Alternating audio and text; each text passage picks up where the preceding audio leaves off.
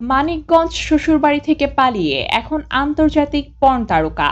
২৮ বছর বয়সী এক নারী যার নাম নাদিয়া নিজেকে সামাজিক যোগাযোগ মাধ্যমে বাংলাদেশের এক নাম্বার মডেল হিসাবে উপস্থাপন করেন। তবে বাস্তবে তিনি আন্তর্জাতিক পর্ন ইন্ডাস্ট্রিতে নিজের ক্যারিয়ার গড়ে তুলেছেন। বিশ্বের অন্যতম বৃহৎ অ্যাডাল্ট ওয়েবসাইটগুলোর একটিতে ২০২৫ সালের অক্টোবর মাসের ১৬ তারিখ পর্যন্ত তিনি বিশ্বব্যাপী পারফর্মারদের মধ্যে অষ্টম স্থানে রয়েছেন। তার প্রথম ভিডিওটি আপলোড করেন ২০২৪ সালের ১৭ মে তারিখে।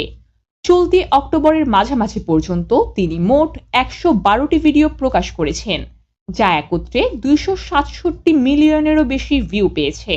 পর্ন ওয়েবসাইটগুলোতে যেসব বাংলাদেশি নারী পারফর্মার রয়েছেন তারা তাদের পরিচয় ও চেহারা গোপন রাখলেও নাদিয়া তার ভিডিওতে মুখ উন্মুক্ত রাখেন এবং তার সঙ্গী চট্টগ্রামের এক ছেলে তার সাথেও একত্রে পর্ন ভিডিওতে হাজির হন।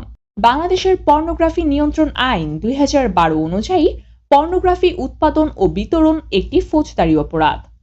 এই যুগল শুধু নিজেরাই অপরাধ করছে না, বরং অন্যদেরও এই পথে যুক্ত হতে উৎসাহিত করছেন, যার মাধ্যমে বাংলাদেশে বসে পর্ন ভিডিও বানানো এবং প্রচারে একটি নেটওয়ার্ক গড়ে উঠেছে।